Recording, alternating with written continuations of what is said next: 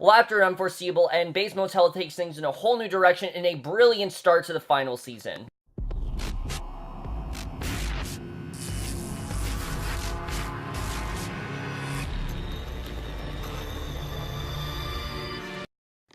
Hey guys, it's Cameron for the season premiere, the final season of Bates Motel, Season 5, Episode 1, Dark Paradise. And guys, I was obviously hyped for this premiere. As you guys know, I really have loved the show. I reviewed almost every episode for you guys. There were a couple in Season 1 that I missed, but that's when I was like first starting reviews, and they were kind of rocky, and I really do advise you to not watch them. But that's beside the point.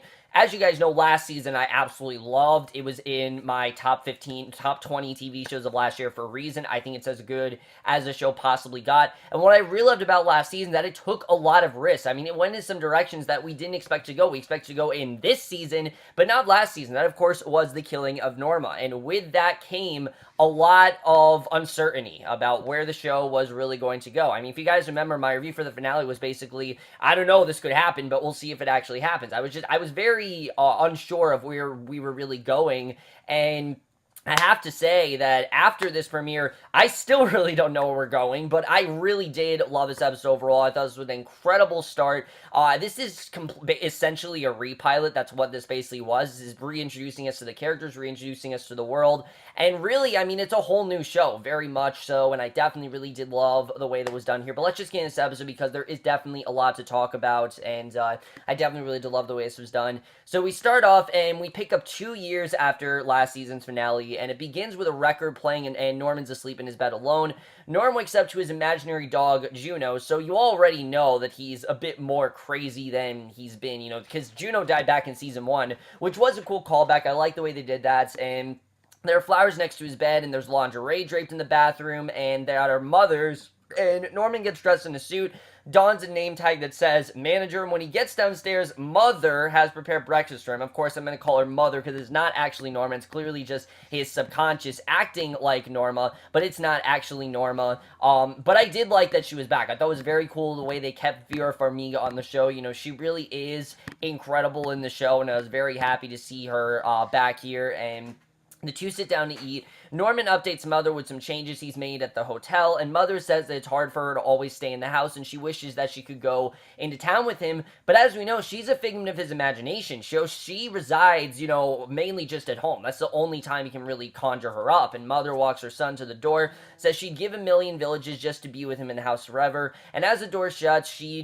disappears. The house is revealed in its true state. The kitchen is actually dark, and it's a complete mess, and there's old dishes everywhere, and there's some really nice, subtle camera work done this episode where they make you think that everything is just spotless and it's beautiful, when in reality, this place is a mess, and Norman clearly has not really paid much attention to it because he's so used to the vision inside his mind that he's basically made himself believe that that's true. Remember, he doesn't want to believe that Norma's dead, and that is a big part of this episode, is that while Norman deep down knows that Norma's dead, he still isn't willing to accept her death even after 2 years, and that's something that I think is very well going to drive the entirety of the rest of the show. So in the next scene, we see Romero, who was honestly the thing I was most looking forward to getting into, because we know we had this great story in the finale that started that is now Norman versus Romero, and that has never been more evident than in this episode, because this is full-on war between Romero and Norman. He's shown in prison, he's hanging in his cell, there's a picture of a deceased wife, Norma, and he beats a punching bag in the prison yard, and he's clearly set on seeking revenge for Norma's death. I mean, he will do whatever he can to, you know, because one, he's been wrongfully accused of it, and he's been there for 2 years, but also, of course, you know, he does want to get revenge on Norman for killing a woman he loved, because he knows that Norman's guilty for that. So Norman ventures into town and checks out the hardware store, and he meets this young woman named Madeline Loomis, who, Madeline, this girl, is very similar to Norma. She even looks like Norma a little bit, and she's working in the store. She helps him look at some paint for the Bates Motel, and it kind of feels like a callback to Bradley in Season 1, although I definitely like this girl a lot more than I do with Bradley. I really did not like Bradley that much in Season 1, as you guys know, but Norman tells the girl that he and his mother own the hotel, that she was very artistic, but she actually did pass away, so Norman knows she's dead. You know, Norman knows that for sure, but he just isn't willing to say that to himself, and the woman sympathizes with Norman, attempts to sell him several cans of paint, and I saw this as Norman trying to not sound insane, so so that's why he said she's dead, because he knows she's actually dead, but in his mind, he just doesn't believe it.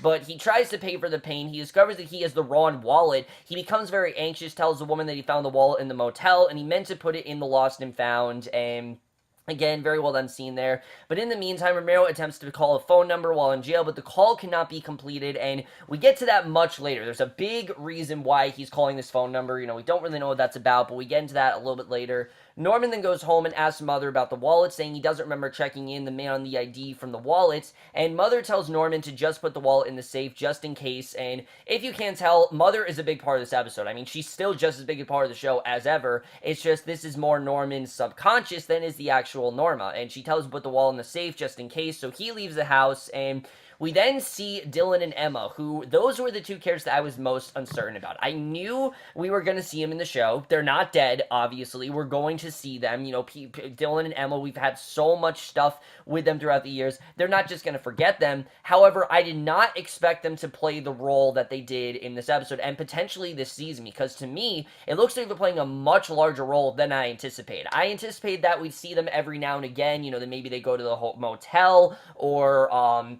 they'd visit Norman every now and again, or we'd hear about them. You know, I didn't really think we'd see them as much as we did in this episode, but I was happy with that. I like that we actually saw them, that they actually were successfully able to get away from the Bates Motel. As we know, this is something that Dylan's wanted to do. You know, he's tired of dealing with Norma. He wanted Emma to have a normal life, and that's essentially what they've done. They're having a birthday party for Emma. Dylan's succeeding in his business career, we find out, so things are really great for them, and they did a very good job with the contrast of the really darkness of the hotel and just the horrible state that Norman's in, to this brightness and look of hope that the show rarely has. I mean, it feels like a totally different show, and the two actually have a baby girl together. They're very happy, and they've been together for quite a while, and I definitely did like the way that was set up. But quickly, that lightness does go away when during the party the doorbell rings and Caleb arrives, which this was quite random to see Caleb back, but it makes sense, definitely. You know, Caleb's always been kind of in and out on Dylan, and he appears surprised as well to see his son Dylan has had a baby. Caleb says that he says on Facebook that the couple had a child, and Dylan reveals that he hasn't spoken to Norman or his mother in years, and Dylan says he doesn't want to talk about their falling out, and remember, Dylan doesn't even know that Norma's dead, so Dylan, you gotta feel the worst for him. I mean, he literally has no idea about anything that Norman has been up to in the past few years, but Caleb says that it should be different with a grandchild in the mix, and Caleb then asks if he can stay at their house for a few nights, and Emma says it's okay with them, which you can tell that Dylan's not necessarily okay with, but he's just gonna say yes because he's not gonna get mad at his wife. So back in the motel, Norman is reviewing the guest sign-in book and tries to find the name of the man whose wallet he has. He goes through the wallet's contents and attempts to put the pieces together, and looking in his journal, he realizes that he may have blacked out when he came into contact with the man, because he doesn't remember any of this, and I like that Norman's now made a schedule. Again, he knows that he blacks out. This is a thing that he does. But again, he's doing it, I think, for his own comfort. And so he doesn't feel insane. You know, he knows he's insane. He just doesn't want to admit it. And in prison, Romero's visits reveal that his parole was denied, even though he has been a model prisoner. So we don't really know what's going on there. But Amanda checks into the Bates Motel and tries to rent a room for a few hours, but Norman insists that they do not rent by the hour. The man agrees to pay for a whole night, and the name he gives Norman is David Davidson, which is a very suspicious name, and I don't know if that's actually his name, but he said it was, and he refused to give any other information, so you really can't trust this guy, and hands Norman money. Norman gives him a room key. The man retreats to his room after ushering in a woman from his car, and the woman, I think, is Marion Crane. They very much did allude to that in this episode, that this has to be Marion Crane. Like, there's no other there's no question of it whatsoever. This is definitely Marion Crane, but they did a great job in not actually showing her. You know, this is, you know, such a noticeable character. They did a great job with not actually telling us this is Marion Crane. We just kind of know it is, and I think it's cool the way they did that, because the show is not about Marion Crane, it's about Norman, and it's not going to focus on her, obviously, as much as it did in Psycho. Marion's going to get her time a little bit later, but right now, it's not going to focus on her. So he gives him a room key, and Norman has a peephole in this room. We get probably the creepiest scene in this entire episode, where he literally watches the couple have sex, and this should be no surprise to anyone, because we've seen this happen in the movie. You know, Norman has this glory hole and his pants are unbuckled. I'm willing to assume that he was probably jerking off and he got sexually aroused with this, probably because he doesn't get any other pleasure. This is the only way he can get pleasure, and he's interrupted as the phone rings, and it's Mother, and she's calling Norman to come home for dinner, and he goes home to a candlelight dinner that Mother's prepared. Norman questions his mother about a mystery order, and then says he hates having blackouts, and he also says he doesn't want to take his medicine again, which he knows he has to do, but he doesn't want to do it anymore, because it keeps giving these blackouts, and again, seeing Norman talk to himself is very strange to see, but the way they really did incorporate Mother made her feel like a full-fledged character, again, makes us feel just as insane. They're doing a very good job making us feel as insane as Norman, feel as, like this isn't, this is unfamiliar, this is weird, and they did a very good job with that throughout this episode. So Norman tells Mother about the woman, Madeline, from the hardware store who sold him the paint for the motel, and Mother starts interrogating him about Madeline. And this is very similar to what we did see with Norma in the show. The difference is the Norma in the show, she wasn't necessarily condoning him having, any of the love interests, but she was always doing it with caution. Like, yes, you can be with this girl, but just be careful and things like that. No, this Norma is completely against any sort of contact with any girl. I mean, she thinks that this is a terrible idea for him, and honestly, she does have some good points. She talks about how she's pretending to be dead to get away from everyone else, and that's what Norma wants to believe. He wants to believe that she's just pretending to be dead, which is not actually true, as we know, and she says that she's given up her life to protect Norman, and she's going crazy locked up in the house, and Norman tells her he appreciates all she does, and Mother becomes upset. Norman apologizes to her. Mother tells him that he cannot have other people in his life, especially women, and that's not because of the obsession that he has with Mother. It's because he can't possibly do that. I mean, who knows when he's going to black out? There's just too much explanation, and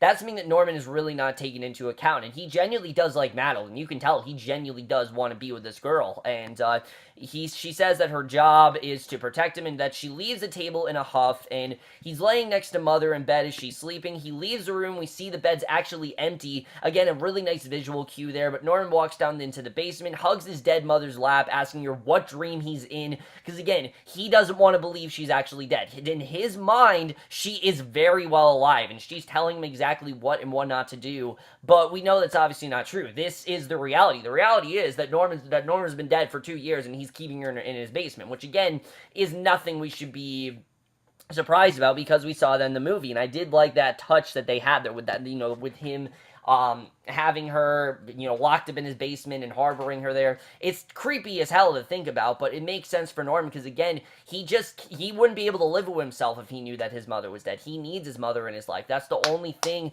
that keeps him going, and you definitely see that here. So it's morning, and Dylan and Emma are talking about Caleb staying at the house. Dylan says he has a fresh feeling that Caleb wants to move to Seattle to be close to them. He says he doesn't know what to say because Caleb is his father, and he is trying to make an effort, but he doesn't really want him there. He reveals that it was Caleb who came up with a bunch of money for Emma's transplant, who, Emma in this episode, she doesn't have SV anymore, we see, which was incredible to watch. I like that she didn't have SF. I mean, we've seen almost throughout the entire show her struggle with cystic fibrosis, and finally she doesn't have it. She doesn't even have the tube around her nose anymore. So he confesses that Caleb never wanted him to tell her, and Dylan then says that he feels like he has to give him a chance because he's family, and this feels like a moment that's earned. I really did like the way this was done, and we see a glimpse of Dylan's hand that confirms that these two are in fact married, and I really did like the way they showed, how Dylan had to keep this promise to her, but that Dylan did tell her the truth. I thought that was very well done. I definitely really did like that scene overall, and I really do love the bond that Dylan and Emma had. These two really do need each other, and this episode does a very good job at signifying that. So Norman walks to the motel office, sees that the safe is open. He assumes that Mother is the one who's done it. We know that he's done it, but he just doesn't remember it. And Madeline shows up with paint, and Norman gives her the money for the paint cans. He then offers to walk her to her car. She says that she'd love to see the house, but Norman says it's a mess. And he then sees Mother peeking out the window in the house, and Madeline then tells Norman that there's a small business meeting going on in town that he should attend. Norman says he's not sure if he could get away, but that he would think about it and that he might end up joining her. So again, he knows that Mother's actually dead. He knows that he could, very well do this on his own, but again, he's listening to the vision of Mother. He's doing what Mother tells him to do, and what Mother says goes, which is, again, crazy to think about.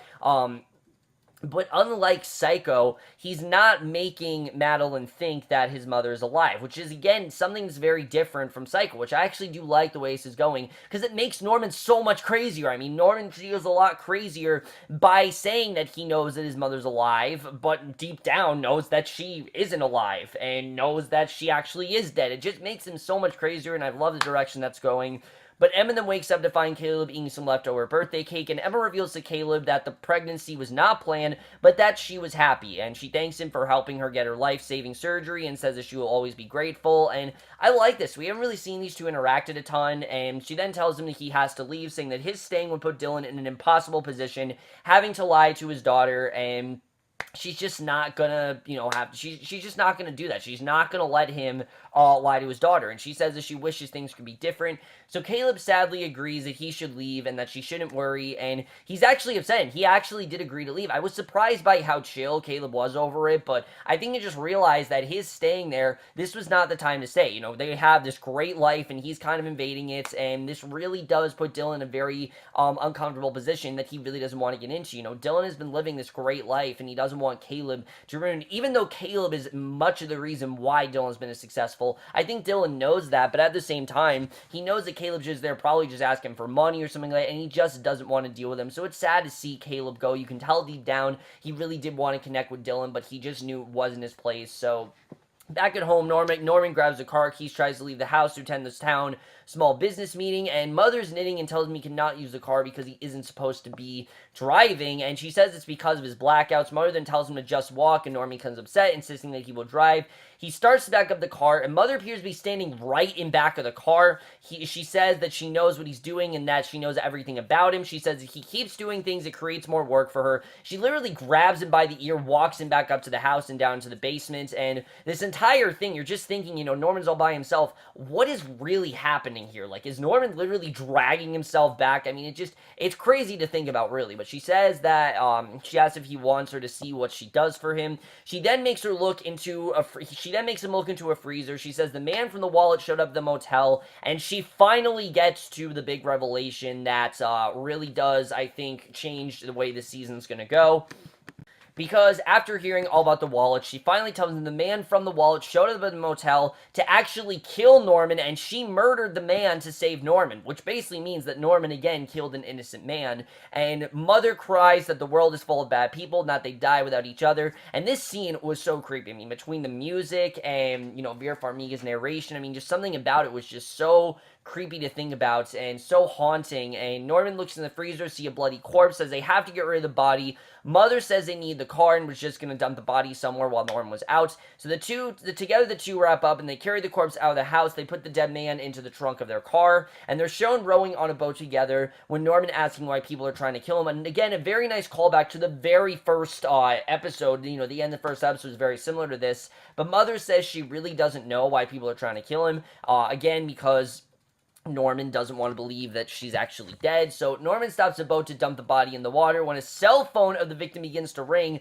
he picks up the phone to hear Romero's on the other end. Turns out that Romero enlisted the victim to kill Norman, but the man was in fact unsuccessful. So you can see that Romero is taking a shot at Norman, and that is the way this episode ends. Really great stuff overall. Let's just get this episode and where I think we're going to go for the final season. So, as expected, this was quite an unpredictable premiere. I really did not expect them to go in the direction they did. Well, I definitely did, but not quite the way that this happened. And I'll talk about what I mean by that. But nevertheless, I thought this was an incredible start. I really did love this premiere overall. What I was really surprised about was the use of Vera Farmiga. I knew she was still going to be in the show. She's too good to get rid of. She's really been these stand-up forms in the show. I mean, Freddie Highmore's been great, but I don't think he would have been as good if Vera Farmiga was not so great to begin with. I think he kind of just learned from her, and I think those two, they just became so close. You saw them as mother and son, and I think that's why they just work so well together. But when it comes down to Norman. Vera Farmiga has always been the glue that holds the show together. She's been the thing that makes the show so grounded and just so well done. So you knew she was going to be on the show, but I didn't expect her to be in the show as much as she is, because she was in almost the entirety of this first episode. It was almost as if Norman is alive, which is exactly what Norman wants to believe. He wants to believe that she's still alive. He can't possibly fathom of the idea that she's actually dead. He just can't believe that. There is no conceivable thought process. I mean, he doesn't know what to do with himself if she's dead, and they very well did get into that in this episode. I love the way it was done. But there's a lot of stuff going on with Norman that I'm definitely interested in getting into. First of all, his obsession with this Madeline girl, this is going to end up very, very bad for him, because it very much reminds us of his obsession with Marion Crane, who it seems that they've replaced Marion Crane with Madeline. And if that's the case they're going, I actually really like that, because we're expecting Marion Crane to get killed. We're thinking that Marion Crane is going to be the victim here and that she's going to be the one that's killed in the shower. But I don't think that's where we're going. I think Madeline is actually going to be the one that gets killed. I think because of his obsession with her, he's going to lure her to the motel. They're going to either get intimate or something. And I think it's going to end just like it ended with Mrs. Watts in season 1. Very well, just going, going full circle, showing where that's headed. I think that definitely is going to happen, and I'm definitely interested in seeing what ends up happening between Norman and Madeline, because, I mean, Mother's right that he should not get close to this girl. Not because Mother's dead, but it's just not safe. It's not safe for him to do at all. It's a very dangerous situation, and no matter what happens, there's no, there's no reason why, there's really, no good thing, there's no good reason why he should get close to this girl, because he's going to end up hurting her. She can't know that his mother's dead. She's gonna think he's crazy. Just a whole lot of stuff that it's better that she does not know about, and I definitely do agree with Mother that he probably should not have other girls in the house, and that's pretty much the reason why. But now this reveal that Romero has literally sent people to kill Norman is insane to think about. And the way he's kind of operating all this is really insane. But I'm interested in seeing really where that's going to go. He's going to get out of prison, and there's going to be a conversation between him and Norman, which their first scene together, I cannot wait to see how that's going to go down. That's going to be incredible whenever that happens. I can't wait to see the way things go down with that, but that's definitely going to be interesting. But what I was most surprised about in this episode, as much as I did love the stuff with Norman, because I thought it was extremely well done, and Freddie Highmore very well carried the episode. He could have honestly carried the entire thing by himself, because he just had so much to do here. What I was so surprised about the most was the inclusion of Dylan and Emma. I expected them to be in this season, not in this first episode. I expected them to be way later in. I expected them to just be the Norman and Norma showcase. That's all it was going to be. But no, Dylan and Emma do still play a major role in the show. Dylan now knows what Norman's been up to. It looks like Dylan's, I guess, is going to go to the motel and try to get Norman to live with them, because he knows it's not safe for Norman to be at the motel all by himself. And remember, he doesn't know about Norma. He thinks that Norman's living by himself because Norma fled, and that's a hostile environment, and he knows the condition that Norman has. But Dylan is really in over his head, and it's not his fault. It's because he did flee all those years ago, and that's really going to start to affect him. And I don't think Dylan's going to make it through this season. I'm going to say right now, I really don't think Dylan is going to make it through this season. Emma is questionable. I don't know if she's going to make it. I want to believe she is, but I don't know if she's really going to make it. We'll have to see the direction that goes. That's going to be very interesting. And then Caleb. Emma did tell Caleb to leave, but who knows if he actually is going to listen to her, if he's going to come back in. Caleb's someone who you really can't say no to him, because he finds ways to come back in. He'll find ways to pull you back in. I think that's very much what's going to happen with Caleb here, but again, we'll have to see. My only complaint in this episode, that I genuinely did not feel there was enough Romero. I know that Romero, he was in one or two scenes, but besides the ending, we really didn't get that much with Romero, and I wanted to know more of what he's been up to in his prison life, him training to get to Norman. I just wanted more going on there, and I get it that we obviously were reintroduced these characters and we had to do as much as we could with them, but they did so much great stuff with Norman and Mother and, Dylan and Emma, that I felt they could have done just as much with Romero, but they just did not do that. I was expecting more, and we just did not get it. overall, guys, I thought this was an incredible start. I really am loving where this season is headed. I think this is going to be completely different than the entirety of the rest of the show, and I'm completely fine with that. They definitely did show the show is not at all running out of gas. I do think now it's the time to end it. I definitely will say that. I don't know how much farther they could go if they did another season, but overall, guys, I really did love this premiere overall. I think this is one of the best premieres the show has done. It was a perfect reintroduction into the world of Bates Motel, and I'm definitely going to Bates Motel Season 5, Episode 1, Dark Paradise, a 4.5 out of 5 or an A-.